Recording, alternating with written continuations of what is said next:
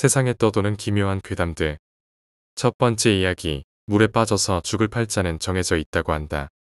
우리 아버지가 어렸을 적에 있었던 일을 나에게 이야기해 주셨다. 우리 아빠의 사촌 형들, 그러니까 나한테는 종숙분들이 계셨다. 그 사촌 형들의 엄마, 그러니까 나한테는 종조모. 친척 호칭 부르기 참 힘드네. 그냥 큰엄마, 사촌형, 우리 아빠 기준으로 친척 명칭을 부를게. 우리 아빠는 어렸을 적부터 큰엄마 댁에 자주 놀러갔다. 놀기도 하고 밤도 따먹고 감도 따먹고 하여간 뭐라도 얻어먹으려고 자주 갔었대. 그런데 항상 큰엄마께서 외출 나갔다가 돌아오실 시점만 되면 후다닥 집으로 돌아왔다고 해. 큰엄마가 무당이셨거든. 눈빛만 바라봐도 무서웠다고 해. 아빠한테는 엄하지도 않고 잘 대해주셨다는데 뭔가 분위기가 어린아이였던 아빠에게는 많이 무서웠나 봐. 큰 사촌형과 작은 사촌형이 있었는데 둘은 3살 차이였어. 둘이 자주 놀았대. 큰엄마는 아빠랑 사촌형들이 어디 나가 노는 걸 극히 싫어하셨어. 특히 물가에서 놀러 간다고 하면 이놈의 자식들아, 내가 물가엔 가지 말라 했지 하면서 불호령을 내리셨대. 하도 물놀이를 못하게 하니까 더운 여름날 셋이서 몰래 놀러 가기로 작당을 한 거야. 다음 날 놀러 가기로 하고 집으로 돌아가려는데 큰엄마가 아빠를 부르더니 오늘은 여기서 자고 가. 그놈하고 진지하게 말하셔서 꼼짝 못하고 저녁밥을 같이 먹고 자게 됐어. 그런데 큰엄마가 자기 전에 3명을 불러 앉히더니 내가 내일 너희가 물가에 가는 걸 아는데 아무리 말려도 너희는 어떻게든 갈 놈들이니 정말 가고 싶다면 같이 가자. 응, 이러는 거야. 셋은 완전 기분 좋아서 다음 날 놀러 갔어. 아빠와 사촌형들은 다 수영을 잘해서 맨몸으로 갔는데 큰엄마는 튜브 같은 걸 챙겨 오셨더라. 밧줄 같은 것도 준비해 오시고 나름 구명 장비를 준비하신 거지. 그날 계곡에서 물놀이를 하면서 셋은 신나게 물장구를 치고 놀았는데 큰엄마는 돗자리를 깔고 앉아서 계속 계곡 어딘가를 주시하시면서 중얼거리고 계셨어. 다른 꼬맹이들도 난입해서 한참을 놀았어. 아빠가 한쪽에서 헤엄치고 있는데 큰엄마가 뒤에서 아빠를 부르셨대. 잘 안 들려서 머리를 돌려보니 사촌형 2명은 이미 돌아가고 있더라나 봐. 그때 어때? 다리에 무슨 모래주머니라도 단 것처럼 종아리가 겁나게 무거워졌다고 해. 아빠는 엄청 당황해서 그 자리에서 살려달라고 간신히 물살을 치면서 외쳤대. 그때 옆쪽에서 타이어 튜브가 날아오더니 큰엄마가 던진 거였더라.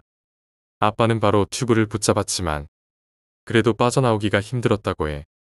타이어 튜브를 붙잡고 간당간당하는 상황이었대. 결국 작은 사촌형이 몸에 줄을 감고 헤엄쳐와서 아빠를 꺼내서 구조했어. 구조되고 나서 사촌형이 아빠 등을 두드리고 물을 토하느라 헛구역질하는 와중에 큰엄마는 계곡만 노려보면서 가자, 빨리 하셨대. 집에 돌아오자마자 큰엄마는 소금을 한 바가지씩 우리에게 맞추시고 너희들은 방에 들어가 있어라 하며 신당 쪽으로 들어가셔서 문을 닫으셨어.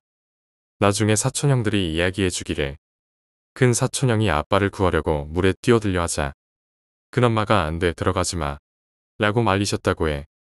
큰 사촌형이 왜요? 지금 조카 죽게 생겼잖아요 라며 말다툼을 했대. 그런데 큰엄마가 작은 사촌형에게 줄을 묶고 내가 들어가라 하셨대. 그리고 세월이 5년쯤 지났나? 큰 사촌형은 물놀이를 하다 익사사고로 돌아가셨대. 큰엄마가 그때 예전 일을 말씀해 주셨는데 완전 소름 끼쳤어. 장남은 원래 물에 대한 팔자가 안 좋아서 항상 걱정이 이만저만 아니었어. 그래서 내가 물놀이를 못하게 맨날 혼냈던 거야. 그날도 느낌이 너무 안 좋았어. 그래서 신기가 발동해서 너희와 함께 간 거야. 큰엄마는 그때 계속 계곡을 주시하면서 물귀신들을 보고 있었다고 해. 갑자기 물귀신 3명이 계곡 가장 깊은 곳에서 떠돌다가 너희 셋 쪽으로 다가오더라. 그래서 급히 너희를 불렀다고 하셨어. 근데 그날 내가 물에 빠졌을 때 사실 귀신들이 내 뒤에서 뒤통수만 보고 있었다. 평소 같았으면 죽을 상황이었지만 넌 그날 물에 빠져 죽을 팔자는 아니었어. 큰엄마는 계속 말씀하셨어. 큰아들이 물에 뛰어들려고 하니까 그때 귀신들이 큰아들만 눈을 부릅뜨고 시뻘건 충혈된 눈으로 쳐다보더라고. 그래서 들어가지 말라고 붙잡았다고 하셨어. 작은 사촌형이 들어가려고 할 때는 다시 내 뒤통수만 보고 있었어. 그래서 작은 사촌형을 보낸 거야. 아빠는 이 일 이후로는 물놀이 할 때 물에 발만 담그고 절대 들어가지 않으셨어. 난 그때까지만 해도 아빠가 수영을 못 하시는 줄 알았거든. 근데 나중에 내가 물에 빠졌을 때 아빠가 귀신 같은 수영 솜씨로 나를 구해내신 걸 보고 완전히 감탄했지. 그 일이 계기가 돼서 아빠가 어릴 적 겪은 이야기를 듣게 되었어. 두 번째 이야기, 맹인들이 사는 마을. 내가 하나 이야기해 줄게. 오래되지 않은 이야기야. 너도 알 수도 있겠지만 강원도 산골 깊은 곳에 맹인 마을이 있었다고 해. 왜 맹인 마을이냐고? 말 그대로 맹인들만 살아서 맹인 마을이었던 거지. 보통 사람들은 알 수 없어. 아주 비밀에 쌓인 마을이었거든. 그럼 왜 맹인들이 그곳에 모여 살았을까? 그 이유는 사회에서 이리 치이고 저리 치이던 맹인들이 한두 명이 아니었기 때문이야. 그러다 어떤 맹인이 이렇게 살바해야 우리끼리 모여 살자 하고 마을을 만들었지. 마을에 사는 인원은 약 20명쯤 되었대. 그 마을에 갈 수 있는 사람은 맹인들 뿐이었어. 그 중에서도 아주 힘들게 살던 맹인들만 갈 수 있었던 모양이야. 초창기 멤버를 제외한 다른 맹인들은 어떻게 선별해서 마을까지 인도했을까? 정답은 브로커가 있었다는 거야. 하지만 브로커는 맹인이 아니었어. 맹인 마을을 만든 사람, 즉 마을 이장이 그 브로커에게 큰 은혜를 입었나 봐. 그래서 브로커는 이장을 도와 맹인들을 마을로 데려오는 일을 도맡았지. 브로커는 눈이 보이는 평범한 사람이었으니까 맹인들을 찾아내서 데려오는 일이 가능했겠지. 그는 맹인을 데리고 올 때만 마을에 갔고 그 외에는 절대로 마을에 가지 않았어. 비밀을 철저히 지키기 위해서였지. 그는 맹인을 찾아내서 데려다주는 일을 보람으로 여겼어. 맹인들 역시 그를 고마워했지. 그러던 어느 날 이장이 브로커에게 말했대. 이제 더는 맹인은 필요 없다. 이제 인원은 적당하다. 이젠 사회로 돌아가라. 브로커는 알겠습니다 하고는 돌아갔지만 불안함을 느꼈대. 자신이 과연 사회에서 잘 살아갈 수 있을까? 그런 생각이 들었겠지. 하지만 브로커는 마을의 짐이 되기는 싫었어. 그래서 그는 사회에 뛰어들었어. 그런데 아니나 다를까 사회에서는 할 수 있는 일이 없었대. 그가 가는 곳마다 거절당했고 겨우 받아준 곳에서도 핍박받으며 일해야 했어. 브로커는 점차 좌절했어. 자신이 사회에서는 아무런 가치가 없는 존재라고 느꼈겠지. 맹인들이 겪었을 좌절감을 그는 직접 느낀 거야. 그러다가 어느 날 그는 맹인 마을로 돌아가기로 결심했대. 다시 그곳으로 돌아가 살 수만 있다면 정말 눈을 뽑아서라도 그들과 함께 살겠다는 생각을 했던 거지. 마을에 돌아가자마자 그는 이장을 찾아가 이야기했어. 여기서 살게 해주세요. 아니면 저도 맹인이 되겠습니다. 눈을 뽑을 기세로 간청했다고 해. 이장은 당황했지. 혼자서 결정할 수 없는 일이었거든. 그래서 마을 사람들을 모아 회의를 열었어. 회의는 부정적이었어. 일반인은 일반인들과 살아야지. 우린 우리끼리 잘 살고 있다. 이런 이야기들만 오갔대. 그때 누군가 외쳤대. 우린 눈이 없어 힘들게 살아왔는데 그가 눈을 뽑겠다니 우리를 조롱하는 게 아니냐. 그 말을 듣고 사람들은 크게 동조했어. 결국 브로커를 받아들일 수 없다는 결론이 나왔지. 브로커는 실망했어. 자신이 그들을 위해 헌신했는데 이제 와서 버림받았다는 생각에 분노가 치밀었겠지. 브로커는 산기슭에 앉아 생각했대. 생각할수록 그들에 대한 실망과 분노만 커졌지. 그러다 깨달았대. 이게 다 맹인 마을 때문이야.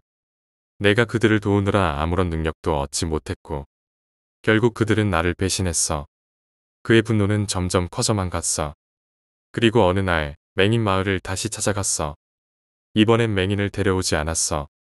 대신 차에 가득 실은 것은 아이스박스들이었지. 그는 이장을 찾아가서 첫 번째 도끼질을 했대.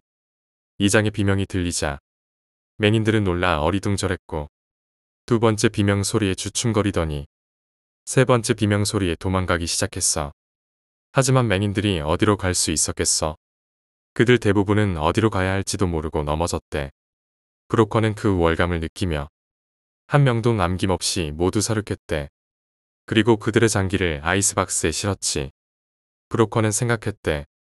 만약 그들이 맹인이 아니었다면 이렇게 당하지 않았을까? 그는 결국 자신이 약자 속에서 우월감을 느끼며 살아야 한다고 생각했어. 그게 누구냐고? 넌 이미 내가 누구인지 짐작했을 거야. 하지만 중요한 건 이거야. 아무리 소리 질러도 이곳은 귀머거리 마을이니까 아무도 널 들을 수 없다는 거지. 그러니까 소리 그만 질러. 내 귀가 아프니까. 세 번째 이야기, 쓰레기통. 전에 살던 아파트에서 있었던 일이야. 내가 살던 곳은 지은 지 30년은 넘은 낡아빠진 2층짜리 목조 아파트였어. 역 근처에 있었지만 워낙에 오래된 곳이라서 주변 집들에 비해 집세가 훨씬 싸서 그곳에서 살았지. 다른 곳보다 싼 집을 찾아 모인 사람들이 사는 곳이다 보니 주민들도 유복한 사람들은 아니었어. 하루 종일 기침만 하는 노인도 있었고 언제나 알 수 없는 말로 싸우는 외국인 부부도 있었어. 그때 나는 프리터로 일하고 있었지만 수입은 적었어. 그래서 그 아파트에 살게 된 거지. 어느 날부터 방에서 이상한 일들이 일어나기 시작했어. 처음엔 사소한 거였지. 버린 적이 없는데 쓰레기통이 비워져 있는 거야. 쓰레기를 누가 훔쳐갈 리가 없으니 내가 착각한 거라고 생각했어. 그런데 며칠 뒤 또 쓰레기통이 비워져 있었어. 그때는 확신했지. 누군가가 내 쓰레기를 훔쳐가고 있다는 걸. 하지만 왜 쓰레기를, 고작 쓰레기 따위 가지고 뭘 하겠냐 싶어서 신경 쓰지 않기로 했어. 하지만 이상한 일은 계속됐어. 이번에는 내 팬티가 사라진 거야. 코인 세탁소에서 세탁물을 가지고 왔는데 어제 입었던 팬티가 없어진 거야. 며칠 뒤 그 팬티는 방 안에서 발견됐어. 뭔가 이상했지. 또 부엌에 쌓아둔 설거지 거리가 다 정리돼 있더라고. 나는 설거지를 한 적이 없었는데 말이야. 어느 날 집에 돌아오니 옷장 안에서 소리가 나는 것 같았어. 옷장을 열었지만 아무도 없었지. 며칠 뒤 감기 때문에 아르바이트를 조퇴하고 평소보다 좀 일찍 집에 왔어. 집 문을 열자 그 녀석이 있었다. 그 여자는 다 쓴 나무젓가락을 빨며 나를 보고 있었어. 나는 큰 소리를 지르며 밖으로 도망쳤어. 주변 사람에게 전화를 빌려 경찰을 불렀고 경찰이 와서 집을 조사했어. 경찰이 여자를 잡아냈는데 그 여자는 옆집에 혼자 살던 여자였어. 정신적으로 문제가 있어서 통원 치료를 받고 있던 사람이었지. 낡은 아파트라 벽장 천장은 쉽게 떼어낼 수 있었고 그걸 통해 내 방에 드나들었던 거야. 처음에는 단순히 옆집에 누가 사는지 궁금해서였지만 점차 연애 감정으로 발전했다고 해. 하지만 나는 그 여자를 본 적이 그때가 처음이었어. 긴 머리카락에 잔뜩 야윈 모습이었는데 그 모습은 꽤나 기분 나빴어. 경찰은 나에게 그 여자가 정신병이 있어서 곧 석방될 거라고 했어. 웬만하면 이사를 가는 게 안전하다고 말이었지. 그래서 나는 그곳을 떠나 친구 집에 잠시 얹혀 살다가 지금의 아파트로 이사했어. 그 일이 있은 지 1년 정도 지나 어느 날 나는 집을 정리하다가 앨범을 펼쳐보게 되었어. 그런데 그 여자의 사진이 내 사진 옆에 풀로 붙어 있었어. 네 번째 이야기, 이미지. 내 친구 앤이 어느 날 엄청난 이미지 체인지를 하고 나타났어. 원래 수수했던 애는 그때까지 화장이나 멋 부리는데 전혀 관심이 없던 애였어. 맨날 생얼에 염색 한 번 안 해보고 허리까지 오는 긴 머리카락에 수수한 옷만 입고 다녔거든. 그런데 그 애니 갑자기 화장을 떡칠하고 옷과 액세서리도 화려하게 꾸며 입고 나타났어. 머리도 단발로 자르고 파마까지 해서 완전히 다른 사람이 된 거지. 나를 포함한 주변 친구들은 다들 입을 벌리고 놀랄 수밖에 없었어. 처음에는 나도 앤을 못 알아봤어. 인조 속눈썹 잔뜩 붙이고 가슴팍이 트인 캐미솔과 쇼트 팬츠를 입은 모습이 앤의 원래 이미지와 전혀 맞지 않았거든. 당연히 친구들은 모두 앤에게 무슨 일이냐고 묻거나 패션에 눈을 뜬 거냐며 캐물었어. 하지만 앤은 언제나 대충 얼버무리고 말했어. 원래 앤은 얌전한 성격이라 주변 친구들도 비슷한 애들이 많았는데 점차 친구들이 앤을 멀리하기 시작했어. 그럼에도 앤은 과격한 패션을 멈추지 않았어. 그리고 얼마 지나 앤은 학교에 나오지 않게 됐어. 나쁜 남자한테 속아 사랑에 도피를 했다더라. 물장사에 뛰어들었다더라. 빚이 생겨서 야반도주했다더라. 온갖 소문이 돌았지만 앤이 퇴학 처리가 되자 그 소문도 금세 사라졌지. 몇 년 후 나는 우연히 앤과 다시 만나서 우리 집에서 같이 술 한잔하게 됐어. 여전히 앤은 과격한 패션을 유지하고 있었고 성형도 했는지 얼굴도 내가 알던 모습과 좀 달라졌더라고. 예전에 얌전했던 앤은 완전히 사라진 것처럼 느껴졌어. 나는 앤에게 왜 그런 이미지 체인지를 했냐고 물었어. 애는 처음엔 얼버무리려 했지만 술이 좀 들어가자 나한테만 얘기해주겠다며 이야기를 시작했어. 어느 날 밤 애니 아르바이트를 마치고 집으로 가던 중이었대. 집 근처 작은 산에서 이상한 사람과 마주쳤다고 해. 흰 기모노를 입은 중년 남자였는데 한 손에는 인형 같은 걸 들고 다른 한 손에는 쇠망치를 들고 있었대. 그 남자가 앤을 보자마자 전력으로 달려왔대. 앤은 죽어라 자전거 페달을 밟아서 도망쳤어. 그때는 그냥 이상한 사람이거나 정신병원에서 도망친 사람이라고만 생각했다고 해. 한참을 달리다 지쳐서 뒤를 돌아봤는데 그 남자가 없어졌더래. 그래서 잠시 멈춰서 쉬고 있었는데 저 멀리 앞에 그 남자가 서 있었대. 남자는 산속을 가로질러 앤을 앞질러 갔던 거지. 앤은 다시 미친 듯이 페달을 밟아서 도망쳤고 그날 밤은 아르바이트 하던 가게 근처에서 밤을 새대. 나중에 알고 보니 그 남자는 축시에 참배를 하고 있었고 앤이 그걸 목격해 버린 거야. 축시의 참배는 들키면 저주가 역류해서 목격한 사람을 죽여야만 한다는 전설이 있대. 그 남자가 자기 얼굴을 봤다는 사실에 겁에 질린 애는 그날 바로 근처 미용실에서 머리 스타일을 바꾸고 화장도 진하게 했대. 그리고 옷도 완전히 반대되는 이미지의 것으로 바꾸고 자전거는 버리고 다녔지. 하지만 그러고도 애는 그 남자가 자기를 찾아올까봐 두려워서 지금까지도 과격한 패션을 유지하고 있다는 거야. 앤이 너무 진지하게 이야기를 해서 나는 술에 취한 상태에서 무심코 웃어버렸어. 너 피해망상 아니냐? 너무 걱정하는 거 아니야? 라고 말했지. 그러자 애는 내 얼굴을 진지하게 바라보며 말했어. 그 남자는 아직도 그 마을을 배회하고 있어. 나를 찾으려고. 너도 조심해. 너 지금 나랑 그때 모습이 비슷하지 않니? 5번째 이야기, 할머니의 얼굴. 이건 일터에서 들은 이야기야. 그 할머니는 젊었을 때 해녀를 하셨대. 그때는 호경기라서 젊은 해녀들도 물질 조금만 해도 먹고 사는데 지장이 없었다고 해. 할머니는 시골에서 사셨는데 그날은 바다가 잠잠하고 아침부터 해산물이 많이 잡혔다고 해. 그래서 평소에 가지 않던 어장으로 발길을 돌리셨대. 그곳은 물살이 빠르고 바위가 많아서 다들 위험하다고 꺼리는 곳이었지만 큰 해산물이 많이 잡히는 곳이었대. 그날 할머니는 물속에서 꽤 많은 해산물을 잡았대. 그런데 마지막으로 들어갔을 때 이상한 걸 봤다고 해. 밀짚 모자를 쓴 소년 둘이 잠자리채를 들고 달려가더래. 오싹한 기분이 들어서 몰래 배에 올라타고 집으로 돌아오셨대. 그 후로는 아무 일도 없었다고 하셨어. 그 무렵에는 여우나 너구리에게 속는다는 말을 많이 들었는데 바닷속에서도 그런 일이 있을 줄은 몰랐지. 할머니는 그렇게 말하며 옛날을 떠올리는 듯한 표정이셨대. 6번째 이야기, 사고. 학창시절 내가 가입했던 동아리 후배가 있었는데 그 녀석이 가지고 있던 생각이 지금 와서 돌아보면 묘하게 무서웠어. 어느 친목회인지 술자리에서 그 녀석 옆에 앉았던 적이 있었거든. 자기소개를 겸해 서로 시시콜콜한 이야기를 나누게 되었지. 그 녀석이 말하길 자신은 4년에 한 번씩 꼭 큰 사고를 당해서 입원하게 된다는 거야. 4살, 8살 때 사고는 정말 큰일이었던 것 같았어. 상처 자국을 보여줬는데 흉터가 꽤 깊었거든. 그런데 12살 때 있었다는 사고는 좀 미묘했어. 자전거를 타다 벼랑에서 떨어졌다고 하더라고. 12살 때라고 하는 것도 이상했지만 무엇보다 만 12살에 그런 사고를 당했다는 게 좀 애매하게 느껴졌어. 16살 때는 폭주족 오토바이에 올라타려다 사고가 났다는 거야. 솔직히 그 정도면 사고를 자초하는 게 아닌가 싶었어. 왜 그런 사고를 자주 당하지? 하고 의아해졌지. 그 녀석은 자신이 20살이 되자 캠퍼스 근처 교통량이 많은 국도를 무단 횡단하며 다녔어. 그 모습을 보는데 진짜 아찔하더라고. 횡단보도도 없이 차가 다니는 대로를 아무 신경도 안 쓰고 뛰어다녔어.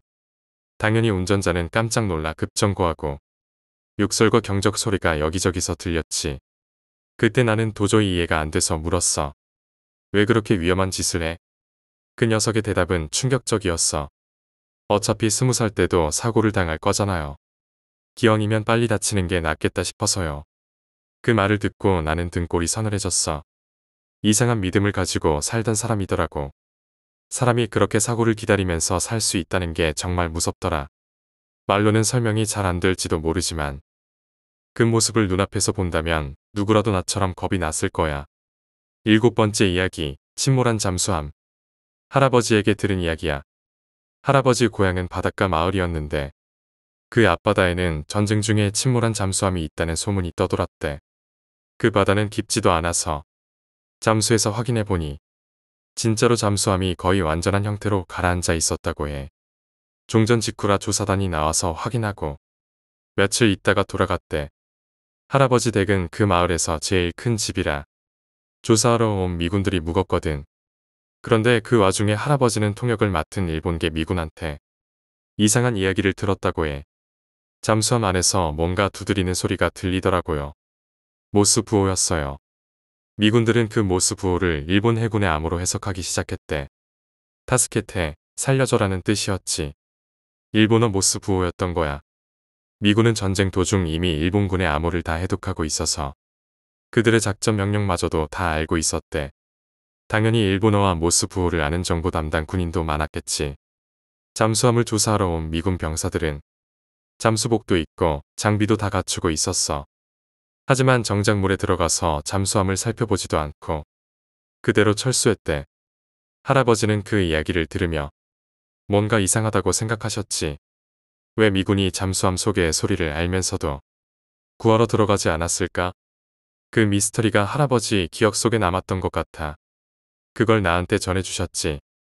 8번째 이야기, 아버지의 꿈. 어느 날 아버지가 이상한 꿈을 꾸셨다고 해. 그 꿈이 너무 생생해서 평소의 꿈을 잘 기억하지 못하는 아버지도 그날 많은 꿈 이야기를 나에게 해주셨어. 꿈에서 아버지는 한적한 시골길을 걷고 있었대. 주변은 고요하고 아무도 없었는데 멀리서 누군가 다가오고 있는 게 보였다고 해. 점점 가까이 다가오는 사람을 보니 아주 낯익은 얼굴이었다고 해. 그 사람이 바로 아버지의 돌아가신 친형. 그러니까 나에게는 작은아버지였던 거지. 작은아버지는 10년 전에 세상을 떠났거든.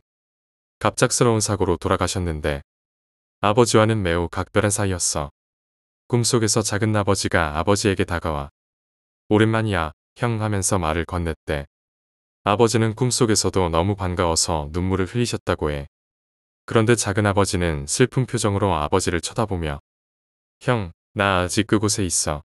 라고 했대. 아버지는 그 말을 듣고 무언가 이상하다는 생각이 들었지만 곧바로 물어보지 못하고 거기서 잘 지내고 있지? 라고 물으셨대. 작은아버지는 대답 없이 고개만 저었대. 그리고는 갑자기 아버지에게 나를 데려가줘 제발 하면서 부탁했대. 그 말에 아버지는 놀라서 꿈에서 깨어나셨다고 해. 그 이후로 아버지는 작은아버지의 묘지를 자주 찾으셨고 그때마다 작은아버지를 위해 기도를 드리셨대. 아버지는 그 꿈이 단순한 꿈이 아니라 무언가 작은아버지가 전하고 싶었던 메시지라고 믿으셨던 거지.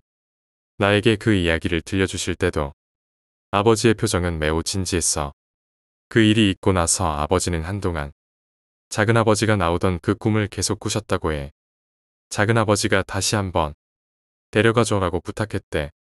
결국 아버지는 꿈속에서 작은아버지를 데리러 가기로 결심하셨대. 다음 꿈에서 아버지는 다시 그 시골길을 걸어가 작은아버지를 만났고 그때는 아무 말 없이 작은아버지의 손을 잡고 함께 길을 걸었대. 그날 이후로는 더 이상 작은아버지의 꿈은 꾸지 않으셨다고 해. 아버지는 작은아버지를 편안하게 보냈다고 생각하셨지. 그 일이 있고 나서 아버지의 표정이 많이 편안해지셨거든. 9번째 이야기, 지하실의 소리. 내가 어렸을 때 우리 집에는 지하실이 있었어. 그 지하실은 사실 그다지 큰 곳도 아니고 특별할 것도 없었지. 오래된 가구나 잡동산 이들을 넣어두는 창고 같은 곳이었어. 하지만 그 지하실은 나에게는 언제나 두려움의 대상이었지. 왜냐하면 밤이 되면 그곳에서 이상한 소리가 들려왔거든. 가끔 바닥에서 끼익거리는 소리나 무언가 쿵 하는 소리가 들리곤 했어. 처음엔 단순히 건물이 오래돼서 나는 소리라고 생각했어. 하지만 그 소리들은 이상하게도 항상 밤중에만 들렸고 매번 같은 시간에 반복되었지. 나는 그 소리 때문에 밤에 잠들기 어려웠어. 하루는 내가 용기를 내서 아버지에게 그 이야기를 했어. 아빠, 지하실에서 이상한 소리가 계속 들려. 아버지는 대수롭지 않게 웃으며 오래된 집이니까 그런 소리가 나는 거야. 걱정할 필요 없어. 라고 하셨지. 하지만 그날 밤에도 어김없이 그 소리가 들려왔어. 그날은 평소보다 소리가 더 크게 들렸어. 마치 누군가 지하실 문을 열고 올라오는 것 같은 소리였지. 나는 온몸에 소름이 돋았고 침대에서 일어나 문을 잠그고 이불을 덮어쓰고 떨었어. 몇 분 후 소리는 멈췄지만 나는 여전히 무서웠어. 그리고 그 다음날 아침 나는 아버지에게 다시 한번 지하실 이야기를 꺼냈어. 아버지는 약간 심각한 표정으로 그래, 그럼 오늘 밤에는 내가 지하실을 한번 내려가 볼게 라고 하셨어. 그날 밤 아버지는 손전등을 들고 지하실로 내려가셨어. 나는 그 모습을 문틈으로 몰래 지켜보고 있었어. 아버지가 지하실 문을 열고 들어가자 지하실에서 이상하게도 아주 차가운 바람이 불어왔어. 마치 안쪽에서 무언가가 움직이고 있는 듯했지. 아버지는 지하실 구석구석을 둘러보았지만 아무런 이상한 점도 발견하지 못했다고 하셨어. 그리고는 별일 없네. 그냥 바람 소리일 거야. 라고 하시며 올라오셨어. 하지만 그날 이후로도 지하실에서 들리던 그 소리는 멈추지 않았어. 나는 여전히 밤마다 그 소리에 잠을 설치곤 했지. 결국 몇 년 후 우리가 그 집을 떠나기 전까지 그 소리는 계속 들려왔어. 그 후로도 그 집이 생각나면 지하실에서 들리던 그 소리가 떠오르곤 해. 도대체 그 소리의 정체가 무엇이었을까? 나는 아직도 그걸 알지 못해. 10번째 이야기, 미러룸의 괴담. 대학교 시절 나는 친구들과 함께 여행을 갔던 적이 있어. 그때 갔던 장소는 작은 마을에 있는 오래된 펜션이었지. 펜션은 좀 낡았지만 분위기가 좋았고 무엇보다도 우리끼리 즐길 수 있는 큰 거실이 있어서 좋았어. 그 펜션에는 특이한 방이 하나 있었는데 바로 미러룸이라고 불리는 방이었지. 벽 전체가 거울로 되어 있어서 방 안에 들어가면 사방이 거울에 비친 내 모습으로 가득 찼어. 처음에 우리는 그 방이 신기해서 다 같이 들어가서 사진을 찍고 놀았어. 하지만 시간이 지날수록 그 방에서 뭔가 불편한 느낌이 들기 시작했어. 거울 속 내 모습이 이상하게 보였거든. 분명 나 자신을 보고 있는데 거울 속 내 표정이 어딘가 어색하다는 생각이 들었어. 처음엔 그냥 기분 탓이라고 생각했지만 그 방에 오래 있을수록 그 불편함이 커졌어. 친구들도 비슷한 느낌을 받았는지 하나 둘씩 방에서 나가기 시작했어. 결국 나도 그 방을 떠나려고 하는데 마지막으로 돌아본 거울 속 내 모습이 마치 나를 보고 미소를 짓는 것처럼 느껴졌어. 그 순간 온몸에 소름이 돋았지. 그날 이후로 우리는 그 방에는 다시 들어가지 않았어. 펜션 주인에게 그 방에 대해 물어보니 미러룸은 원래는 사용하지 않던 방이었는데 손님들의 요청으로 방을 열게 되었다고 하더라. 하지만 그 이후로도 그 방에서는 가끔 이상한 일들이 벌어진다는 이야기를 들었어. 누군가가 거울 속 자신의 모습을 보고 그 모습이 자신이 아닌 것처럼 느껴졌다는 경험담이 여러 번 있었대. 그 방에 들어갔던 나도 지금은 그 미러룸에 대한 기억이 그다지 좋은 기억으로 남아있지는 않아. 거울 속 내 모습이 정말 나였을까? 아직도 그 생각만 하면 섬뜩한 기분이 들어. 11번째 이야기, 주차장의 남자. 대학교 졸업 후 나는 첫 직장에 취직하게 되었어. 직장 근처에 있는 원룸을 구하고 거기서 출퇴근을 하게 되었지. 그 원룸은 비교적 조용한 동네에 있었고 지하에 주차장이 하나 있었어. 보통 퇴근 후 저녁에는 주차장이 거의 비어 있어서 차를 대는 데는 전혀 문제가 없었어. 어느 날 퇴근하고 주차장에 차를 대고 나오는데 한 남자가 주차장 구석에 서 있는 걸 봤어. 처음엔 그냥 주민인 줄 알았지. 하지만 그 남자는 이상하게도 나를 계속 쳐다보고 있었어. 나는 별 생각 없이 계단을 올라가서 집으로 들어갔어. 하지만 그날 밤 왠지 모를 불안감이 나를 괴롭혔어. 그 남자의 눈빛이 떠오르면서 계속 머릿속을 맴돌았거든. 다음날 아침 출근하려고 주차장에 내려갔는데 그 남자가 또 거기에 서 있었어. 이번에도 나를 계속 응시하고 있었지. 기분이 찜찜했지만 별일 아니겠지 하고 그냥 지나쳤어. 그런데 며칠 뒤 나는 그 남자가 내 차 옆에 서서 차 안을 들여다보고 있는 걸 목격했어. 그때는 정말로 무서웠어. 그래서 경찰에 신고했지. 경찰이 와서 주차장을 확인했지만 그 남자는 이미 사라진 뒤였어.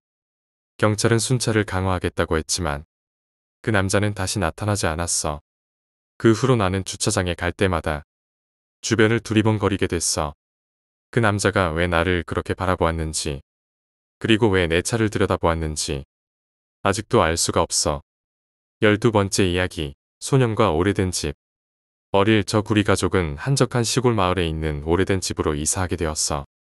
그 집은 할아버지의 유산으로 물려받은 집이었고, 우리가 도시에 살다가 시골로 내려온 이유는 부모님이 시골에서 좀 더 한적하게 지내길 원하셨기 때문이었지.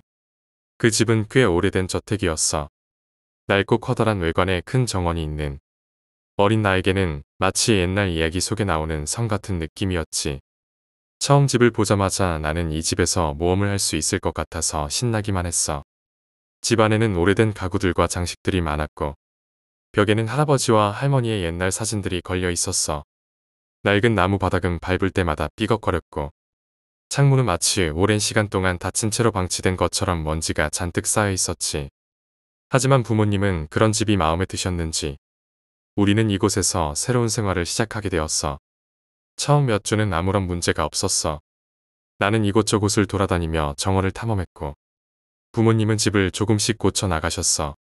하지만 어느 날 밤 나는 이상한 소리를 듣기 시작했어. 그 소리는 집의 2층에서 나는 것 같았어.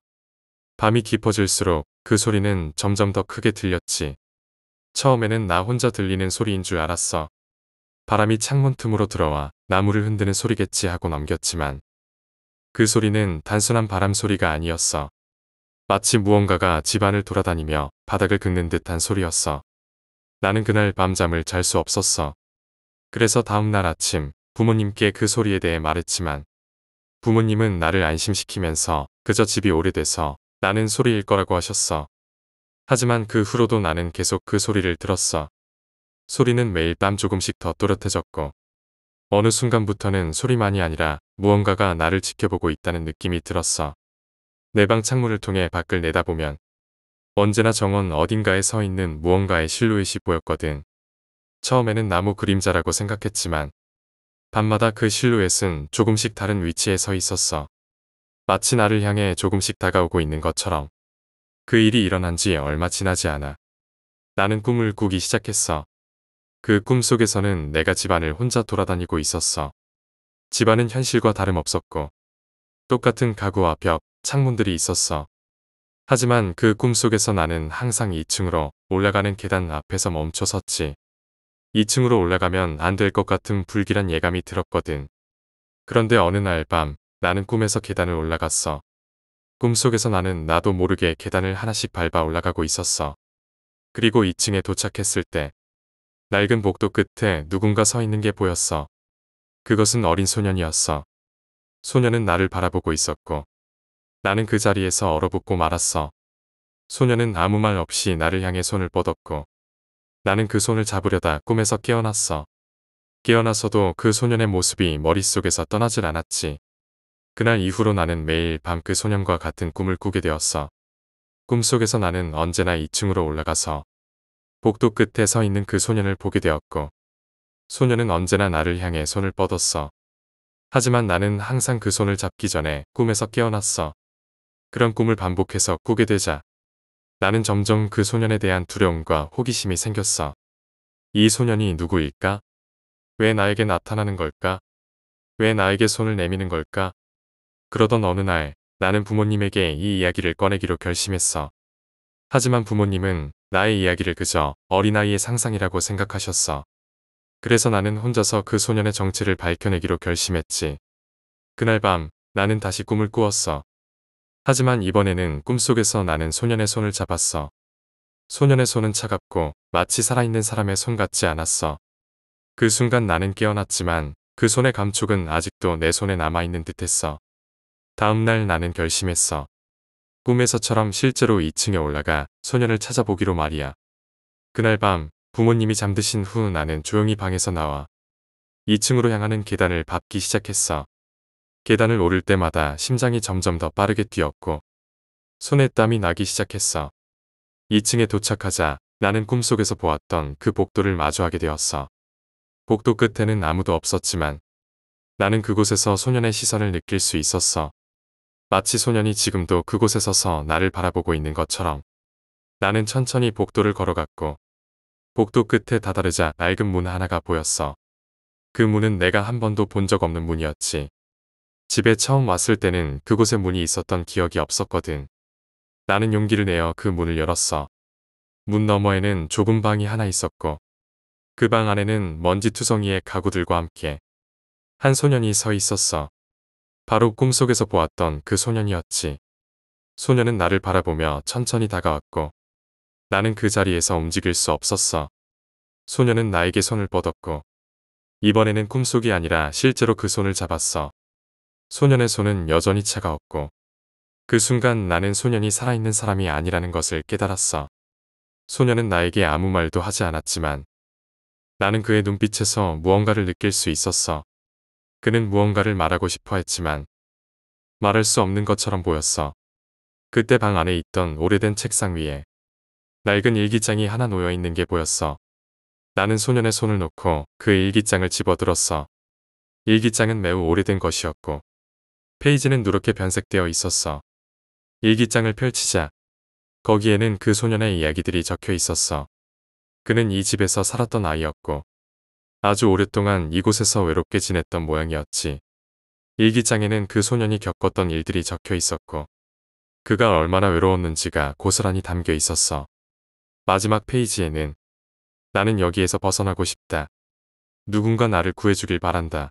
라고 적혀 있었어. 그 글을 읽는 순간 나는 그 소년이 왜 나에게 나타났는지 알게 되었어. 그는 이 집에서 벗어나고 싶어 했던 거야. 나는 그 소년을 도와주기로 결심했어. 하지만 어떻게 해야 그를 이 집에서 벗어나게 할 수 있을지 몰랐지. 그때 소년이 다시 나에게 손을 뻗었어. 나는 그의 손을 다시 잡았고 그 순간 방 안의 공기가 변하는 것을 느꼈어. 마치 무언가가 풀리는 듯한 느낌이었지. 소년은 나에게 고개를 끄덕이며 천천히 사라졌어. 그가 사라진 후 방 안은 더 이상 차갑지 않았고 마치 무언가가 해결된 것 같은 평온함이 느껴졌어. 그날 이후로 나는 더 이상 그 소년에 대한 꿈을 꾸지 않았어. 그리고 그 이상한 소리들도 더 이상 들리지 않게 되었지. 나는 그 소년을 구해준 것 같았어. 그가 그 집에서 오랫동안 갇혀 있었던 영혼이었고 내가 그의 손을 잡음으로써 그를 자유롭게 해준 거라고 생각했지. 그 후로 우리 가족은 그 집에서 아무 문제 없이 잘 지냈어. 부모님도 집이 더 이상 이상한 소리를 내지 않아서 편안하게 지낼 수 있었고 나 역시 그 일이 있은 후로 더 이상 두려워하지 않게 되었어. 하지만 가끔씩 나는 그 소년이 떠오르곤 해. 그 소년이 이 집에서 얼마나 오랫동안 혼자 있었을까? 그리고 만약 내가 그 집에 이사 오지 않았더라면 그는 지금도 그곳에서 외로이 갇혀 있었을까? 그 생각을 하면 아직도 가슴이 먹먹해지지만 나는 그 소년이 이제는 편안하게 쉬고 있을 거라고 믿어.